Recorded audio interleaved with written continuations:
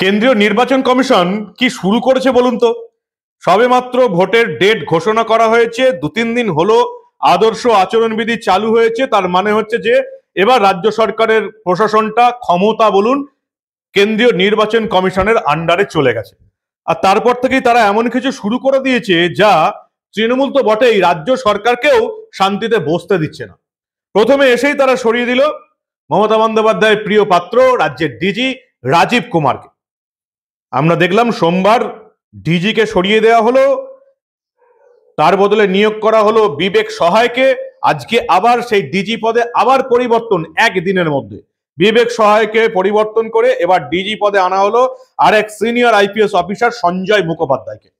পরপর দুদিনের মধ্যে দুজন ডিজি, ডিরেক্টর অফ জেনারেল, পরিবর্তন করে দেওয়া হলো। তৃণমূলের পরিকল্পনা আর শান্তিতে ঘুমোতে দিচ্ছে না তাদের নেতাদের। কেন পরিবর্তন করা হলো? হঠাৎ একদিন অন্তর ডিজির এরকম পরপর পরপর বদল কেন হলো?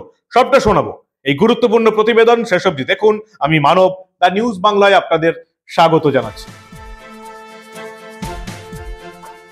ইতিহাসের পুনরাবৃত্তি।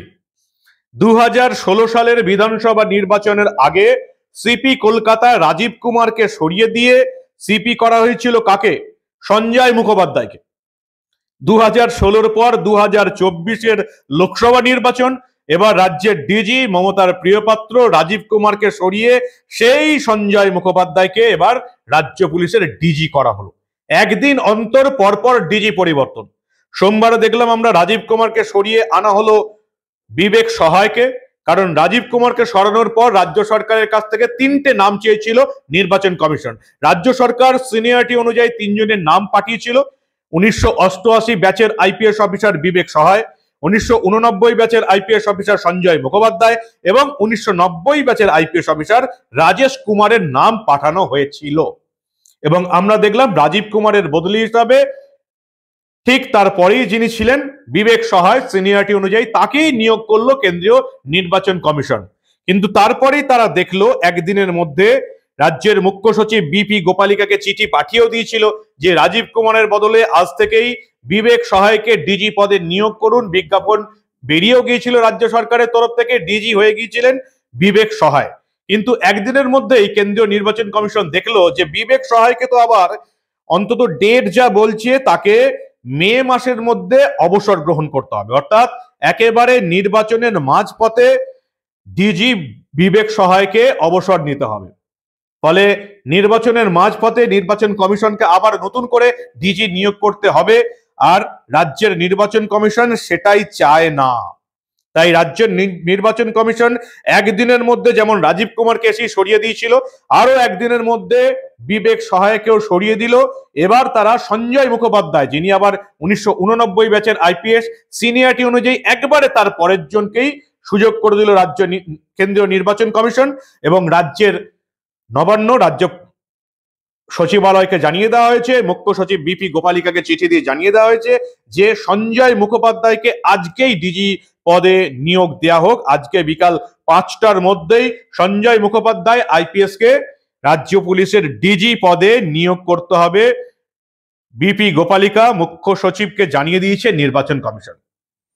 একদিকে ভালোই হলো অন্তত বিরোধীদের পক্ষে। বিরোধীরা চাইছিলেন যে রাজীব কুমারের বদলে যাকে আনা হলো সেই বিবেক সহায়ও ঠিক বিরোধীদের ততটা হয়তো সাহায্য করবেন না, বা বিবেক সহায়ের বিরুদ্ধেও বিরোধীদের অভিযোগ ছিল যে তিনিও নাকি তৃণমূল সরকার অর্থাৎ শাসক দলের হয়েই কাজ করেন, এমন একটা অভিযোগ ছিল। যদিও আমরা দেখেছি যে নিরাপত্তা জনিত কারণে বিবেক সহায়কেও কিন্তু নিরাপত্তা আধিকারিক থেকে সরিয়ে দেওয়া হয়েছিল। ফলে আজকে থেকে ডিজি পদে নতুন নিয়োগ সঞ্জয় মুখোপাধ্যায়, যাকে 2016-তে ঠিক একইভাবে রাজীব কুমারের বদলে নির্বাচন কমিশন কলকাতা পুলিশের কমিশনার করেছিল। আপনারা দেখেছেন যে 48 ঘন্টার মধ্যেই নির্বাচন কমিশন দায়িত্ব নেওয়ার পরই রাজীব কুমারকে অপসারণ করা হয়। গুজরাট, উত্তরপ্রদেশ, বিহার, ঝাড়খণ্ড, হিমাচল প্রদেশ, উত্তরাখণ্ডের স্বরাষ্ট্র সচিবকেও কিন্তু সরিয়ে দিয়েছিল নির্বাচন কমিশন। তবে বিরোধীরা বলছেন যে রাজীব কুমার একেবারে ঘুঁটি সাজিয়ে দিয়ে গেছেন, ফলে তার বদলে যিনি আসবেন সেই অনুযায়ী কাজ করবেন এবং রাজীব কুমার নাকি সেটা মনিটরিং করবেন, বিরোধীরা বলছে। এবং রাজীব কুমারকে পাঠানো হয়েছে রাজ্যের তরফ থেকে রাজ্যের ইলেকট্রনিক্স এবং তথ্য প্রযুক্তি দপ্তরের অতিরিক্ত মুখ্য সচিব পদে। তথ্য প্রযুক্তি দপ্তর অর্থাৎ ভোটের সময় যাবতীয় তথ্য কিন্তু রাজীব কুমারের হাতেই আসবে এবং সেখান থেকে তিনি ভোটের কন্ট্রোলটা রাখতে পারবেন, এমনটাই বিরোধী নেতারা বলছেন। তারা চাইছেন যে 2019-এর লোকসভা ভোটের মতন যেভাবে রাজীব কুমারকে এই রাজ্য থেকে সরিয়ে একেবারে ডেপুটেশনে দিল্লি পাঠিয়ে দেওয়া হয়েছিল, তারপরে রাজীব কুমার দীর্ঘদিন ছিলেন কেন্দ্রীয় তথ্য প্রযুক্তি দপ্তরের সচিব, এবারেও ভোটের আগে রাজীব কুমারকে সেখানেই পাঠিয়ে দেওয়া হোক, যাতে নির্বাচন কমিশন যাই বলুক যে ভোটের সঙ্গে কোন রকম সম্পর্ক থাকতে পারবে না রাজীব কুমারের, রাজ্য কিন্তু সেটা মানবে না। তাই বিরোধীদের তরফ থেকে দাবি তোলা হয়েছে রাজীব কুমারকে একেবারে দিল্লি পাঠিয়ে দেওয়া হোক, যাতে তার সঙ্গে এবারের নির্বাচনের কোনো সম্পর্ক না থাকে।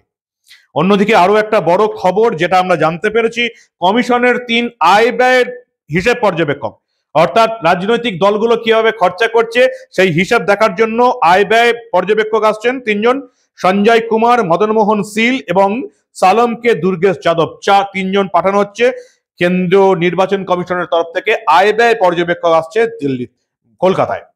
তারা সমস্ত দলের আয় ব্যয়ের হিসেব রাখবেন। খুব কড়া এবারে নির্বাচন কমিশন, কোন রকম এদিক ওদিক হতে দেবে না। প্রথম থেকেই ঘোষণা করে দিয়েছেন নির্বাচন কমিশনার, কেন্দ্রীয় নির্বাচন কমিশনার আরেক রাজীব কুমার পরিষ্কার ঘোষণা করে দিয়েছেন যে দলগুলি কি খরচা করছে, অর্থনৈতিক অবস্থাটা দলগুলি কিভাবে পরিচালনা করছে পুরোপুরি দেখা হবে। আপাতত খবর এটাই, 24 ঘন্টার মধ্যে 2 জন ডিজিকে বদলে দিল কেন্দ্রীয় নির্বাচন কমিশনার এবং রাজীব কুমারের বদলে প্রথমে বিবেক সহায় এবং আজকে সঞ্জয় মুখোপাধ্যায়কে নিয়োগ দিল কেন্দ্রীয় নির্বাচন কমিশন। কিন্তু বিরোধী দলগুলো এবং বাংলার মানুষ, প্রতিটি মানুষ এখন জানতে চায় যে কেন্দ্রীয় বাহিনী তো আসছে, ডিজি তো পরিবর্তন করা হলো, কিন্তু এই কেন্দ্রীয় বাহিনীকে পরিচালনার দায়িত্বে কারা থাকবেন?